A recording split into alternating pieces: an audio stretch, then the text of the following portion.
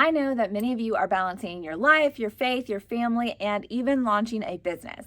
It can be tough to navigate the finances of all these moving parts in your life that both feels practical and aligned with God's calling on your life at this particular season. But the Bible gives us timeless wisdom for exactly that.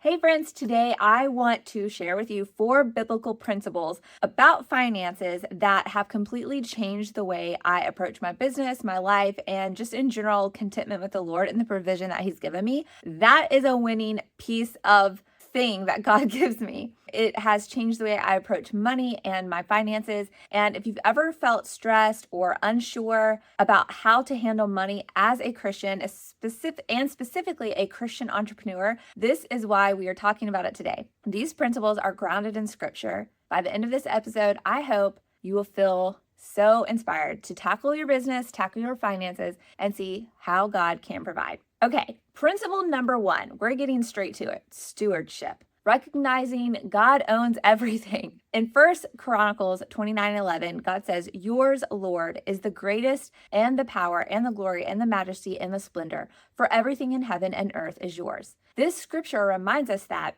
God is the ultimate owner of everything. He is the provider for what you have, what's been taken away, and what's been given in abundance. We're called to be stewards of what He has entrusted us with. This has been such a learning lesson in my entrepreneurship journey because there will always be people that are smarter than you, do it better than you, have more than you, and are more successful than you. Just get over it now. If you can learn that, you'll be a lot happier, because here's the deal. We are not here to live someone else's life, and what God has entrusted you with is what you need to be worried about stewarding, no matter how big or how small that is. Managing our finances and the resources we've been given should be according to His will and not our own. And oftentimes a lot of sanctification comes in that form by managing money, dollar bills. One perspective I like to talk about is John Calvin. In the book Institutes of the Christian Religion, he teaches this: "We know that everything we have is a loan entrusted to us by God and must be used to promote His glory and the good of others." Calvin emphasizes that while wealth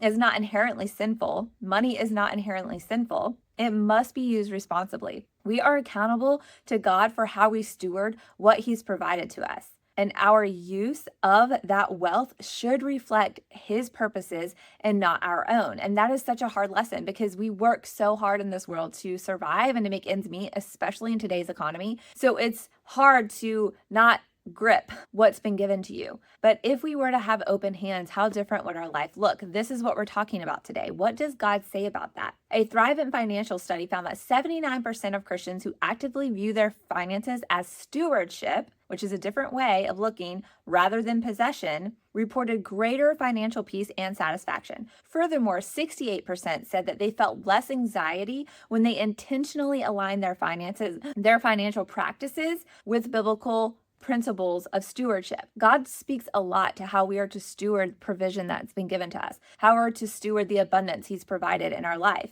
And that is what this is talking about. If we look at what we have as resource to steward, that is a much different perspective than owning something. Stewardship is more cultivating and nurturing and using as a means to an end and not the end. So many of us hold on to all of our materials and our possessions as if they are the means. They are the means to our happiness. They are what identify us. They determine whether we're successful or not. And that is not at all, that is pretty much counter to what Jesus says about what's been provided to us and what we have and what should matter. So when I first thought about this and being good stewards, it really did shift a lot of things, because I realized that I wasn't the owner, but a manager of God's blessings to me. This week, take some time to review just your budget and financial situation. How are you managing your money? Is it a way that honors God? Does it reflect His kingdom purpose?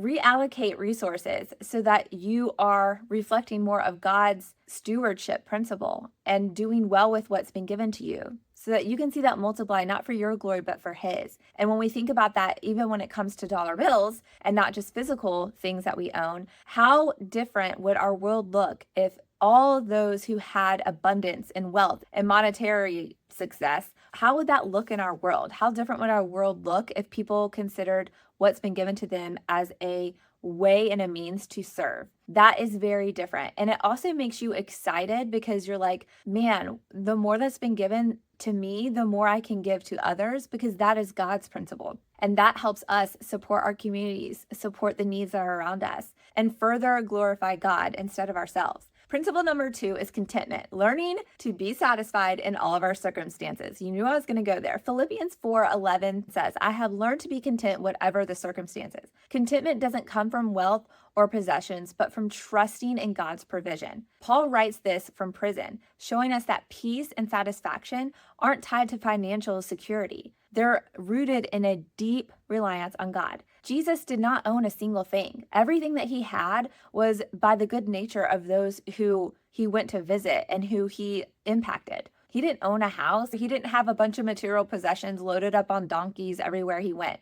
He didn't even have food. He was provided for every step of the way by the character of God and who was around him. He did not work at trying to acquire. His entire mentality was steward, disciple, and give, provide to others. And in all circumstances, he was cared for. He did not go without. And while not all of us are called to be missionaries, to sell all of our belongings and move somewhere for 5 years and do a mission, those who have abundance are called to be supports for those who are called to sell everything and go. There's so many different aspects to making God's kingdom flourish, and it's not tied to your physical possessions. But if you are blessed in that, what is God expecting you to do with that? And how can we live up to that expectation? And why would we? Because God has called us to.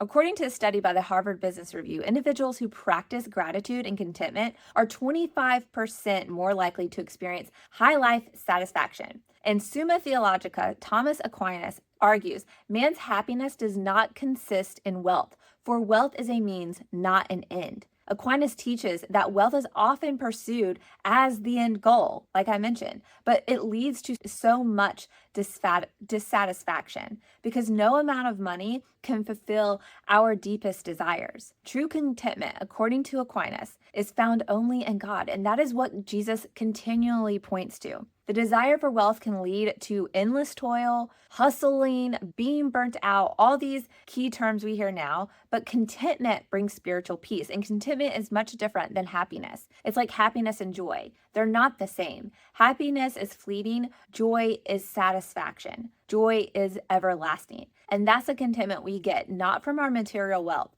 but from having God's presence in our life. When I learned about contentment and what that means and the differentiation between happiness, joy, true peace, that was a revelation to me because it doesn't matter how much money you have, what house you live in, what type of business you own, how much revenue you incur. It all comes down to your contentment. People chase, and what they're trying to fill is a void that only God can be placed into. And when we rely on God's presence and not our own ambition and our own abilities, we're free. We're free to take risk. We're free to have better discernment. And we are free to pursue at all costs what God is leading us to because we know that He is with us. We know that He is calling us to that and that He will provide. Contentment does not mean stagnation. It means trusting God in every different season. This week, practice daily gratitude. Try each morning to write down 3 things that you're thankful for. I have a planner that I use that has that thing. So every day that I go to write my to-do list, that's one thing I fill out. And it helps you have the right frame of mind to approach your day with open hands and an open heart to say,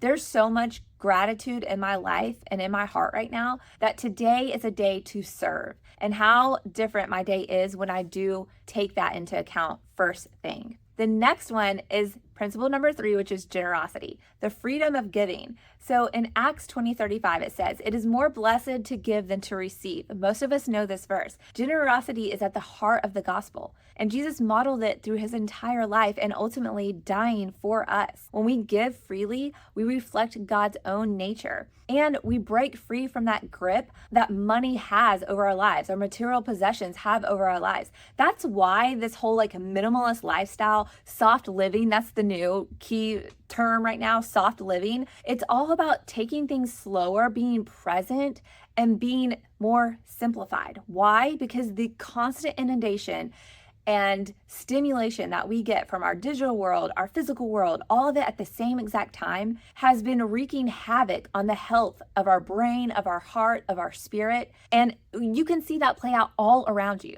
So many people are living with so many mental health problems, with so much angst and anxiety. It is imperative that we learn how to mitigate that. And the only way to do that is to have a heart as God does. In Mere Christianity, C.S. Lewis says, "I do not believe one can settle how much we ought to give. I am afraid the only safe rule is to give more than we can spare." It's like the widow who gave everything she had. She did not have anything, but she gave it all to Jesus. She had all these wealthy people were coming to the church, dropping their tithe and their sacrament for the church, and she only had a few pennies, and she gave everything. And that is why Jesus said she gave more than any of you could. Lewis challenges us to step out of comfort when giving and arguing that true generosity should cost us something. It should be a sacrifice. Giving more than what feels safe or comfortable demonstrates our faith in God's presence, his provision, and his ability to give us the security that nothing material can give us. It's hard. It's so hard to do that. Everything is fast. Everything is quick here. If you want it, you can pretty much get it. There is always a means to have what you desire, and it feeds our flesh over our spirit for God. And that is what we need to crack and break, because if we can have a business that is set on these foundations, your business will prosper because it is a reflection of God's character. This is not the prosperity gospel. You're going to go through hard times. Obstacles are going to become part of your journey and your story. It is absolutely written in stone. But the thought is, things are going to make us uncomfortable. Stewarding what has been given to you is going to help prune you to know what better decisions to make, what is coming your way, and God having trust in you that you've learned something, and us having trust in him that he is with us and he's not going to forsake us. It doesn't mean we're going to be gazillionaires. In a 2017 study, the University of Notre Dame revealed that individuals who practice sacrificial giving report greater levels of happiness and reduced financial anxiety. In fact, 68% of people who regularly tithe said they felt more in control of their finances than those who did not, even when their income levels were lower. Generosity has been a transformation tool forever. And especially when I've seen it in my own life. When I started giving beyond what was comfortable, I saw that God provided in ways I didn't imagine and helped change my heart to where it didn't feel like a burden. It felt like a gift to give. And that is why giving is so much better than receiving. Decide on an amount this week or something that you can give up that feels like a stretch. Practice being generous. It could be to your church, it could be to a ministry, it could be to a person that you just know has a need. There are so many groups on Facebook where moms are asking in search of posts, and if you have something to give and to offer, do it. Even though if it's gonna have to take your time and energy to get it together and drop it somewhere for her. Offer something that is sacrificing something for yourself. Try to do that this week. Principle number 4 is hard work and diligence. Partnering with God. I did a whole episode recently on partnering with God in your business. In Galatians 3:23, it says, "Whatever you do, work at it with all of your heart as working for the Lord, not for human masters." Our work, when done for the Lord, is an act of worship. Our daily life is an act of worship. The moment you open your eyes is a gift and an ability to be an act of worship. Whether we are in business or ministry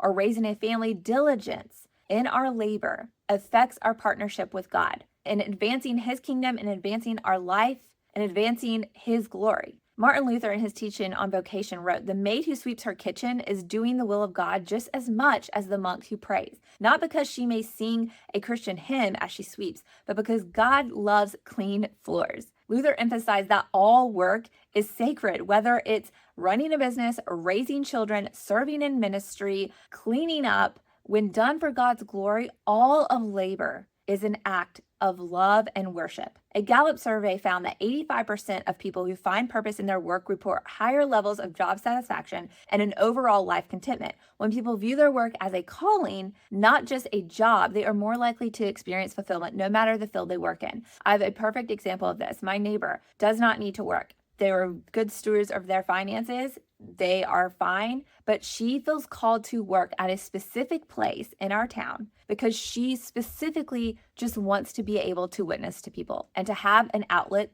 to witness to the coworkers she works with, to the people that come into the store. She had a calling on her heart for a specific store to be there. And she has basically created a ministry in this position. And they love her and they cherish her and they just need her all the time. They've asked her so many times to come to work more just because they have a longing to be near her. Why? Because she's a reflection of God's character. She has a job right now just so she has more of an outlet to witness to people. I'm so in awe of that all the time. And every time I ask her about her job, she has physical things going on too, and she pushes past that. And every time I ask her about her job, her first response is, I love it. I love it. I love being able to be there and love on people. That is always her first response. She's not doing some has some insane position or theological something. No, she just has the heart of God and a heart for God and wants to share that with people. And so in her season of slow life and her kids all being grown out of the house, she sought a way to connect with a bunch of strangers on a daily basis so that she could just be a light. And that is such a testament. Are you willing to sacrifice your comfort to go and do because God is calling you to be the salt of the earth and be light to those in darkness that need to see him? This is a huge change because when you think about hard work and diligence and being willing to work hard at something, you have the mentality that it takes and the motivation that there's a vision in your heart, there's a calling on your heart, and that is the steady. And the storm and the chaos and the not understanding how this is ever going to be successful or work out, that is your steady, because you know that in this hard work and diligence, you are partnering with God. And that is the call on your heart, to be closer to him at all cost. As we talked about it today, the principles of stewardship, contentment, and generosity and working hard aren't just about money. They're about living a life with purpose, with creating financial freedom and making an impact that aligns with God's kingdom and his purpose for you, the way he uniquely created you to do. When you live by these biblical principles, your finances stop being the source of stress and instead become such a powerful tool for creating a lasting legacy building. But I know how overwhelming that is. I know what it feels like to try to put this into practice. It's uncomfortable and it's worrisome because obviously if you're starting a business, you want it to be successful. Revenue is a goal and you want to make the impact that you're dreaming the business will make, but you can't do that if you're making no income. But when you're juggling the roles of life and business owner and Christian and everything in between, you have to learn where your source of purpose comes from. And it's not tied to a dollar sign and it's not tied to how much revenue you bring. Your dreams of creating a business is one simply for glorifying and honoring God.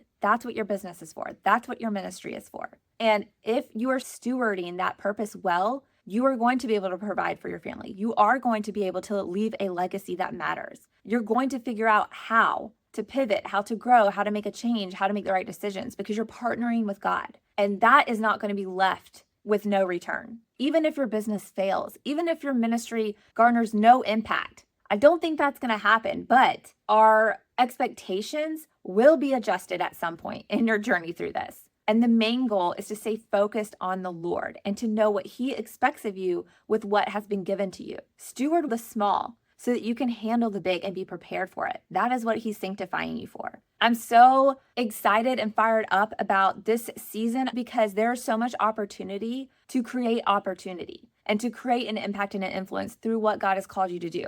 I'm specifically dedicating this segment of my YouTube channel on Fridays to just talking about entrepreneurship. And it excites me to talk about different ways that you can enact this calling on your heart to start a business or a ministry. One of those ways is online. So you hear phrases like digital marketing, online business. What does that mean? There is such an opportunity to impact others with a business that you have online. And as a mom, I love talking about this perspective because I want to have a business that fits into my role as a mother. I am not in a season to sacrifice my time with my children or my value I have on being their main caregiver right now. So I need something that fits in to my lifestyle, into the season that I'm in right now, and cultivate what I can with what I can. And that's why I love this YouTube channel. It's an opportunity. It's an opportunity to connect with coaching clients. It's an opportunity for me to build a community here.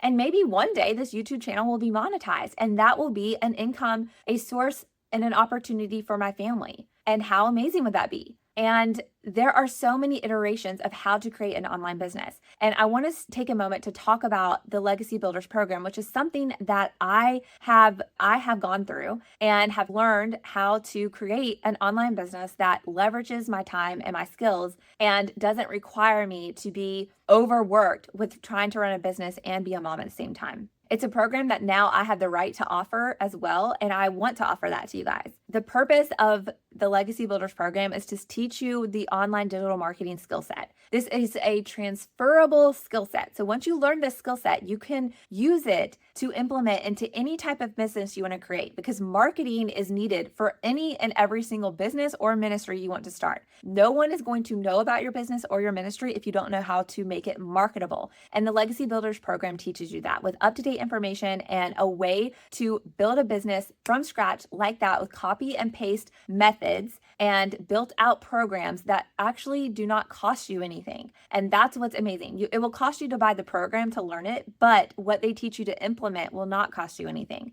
And it's just a way for you to learn this skill set, to be able to offer the program to others, and to also learn how to do this and use it to follow the call that God has placed on your heart. So all these skills, I've been in this online marketing space for over a decade, and I've taught myself pretty much everything up to this point. But there is so much to learn and so much time and investment and financial investment I've made to learn all these skill sets. And that is what I love about the Legacy Builders program, because it's a easy program to walk through. It's going to teach you everything that I've pretty much learned over the last decade, but in very concise form. And it's going to offer you the opportunity to learn a skill set that no one can take from you and that can be used to leverage in any type of business you want to create going forward. It's amazing. And I've been able to have more clarity and vision for not only that piece of my business, but the other things that I'm working on, other projects that I'm creating. It gives you a step-by-step business guide and also ways to build sustainable income streams, support, ongoing support with up-to-date information, and so much more. So think about having just this clear roadmap to follow on how to get an online business up and going, learning that skill set, seeing success with that, and then being able to leverage that new skill set to anything else. If you want to create Bible studies, if you want to create a wedding planning business, if you want to create a photography business, if you want to create a recipe making business, whatever it might be, you can take these skill sets to learn how to do that, to learn the thing that God is calling you to do, and to help fund that vision and that dream. Maybe it's to start a podcast. Maybe it's to start a YouTube channel. All of these skills will be so needed and it will help you so much along the way. And I'm super stoked to talk about it. So if you have questions about that, if you're interested in it, there's links below that you can check out to get more information on that. And obviously send me any comments that you have. And there's a link below to also email me if you want to that way. Today, I wanted to just touch on how you can implement God's design for how to manage this world and business and what his principles are to draw closer to him, to bring glory to him, and to ultimately have the success that you're wanting, not because you have the bank account that matches that idea, but because you have the heart and the contentment that God is working through your life, working through your business, working through the thing that you're starting, because you have a clear focus on him, how to steward it well, how to know what true contentment is, how to give generously, and how to work hard through the process. Whichever tip helped you the most, I want to hear, so comment below, and I look forward to connecting with you. Make sure that you hit subscribe so you can stay connected to me for this Christian entrepreneurship community, and stay tuned because I have a very exciting announcement coming soon. I'll talk to you later. Bye for now.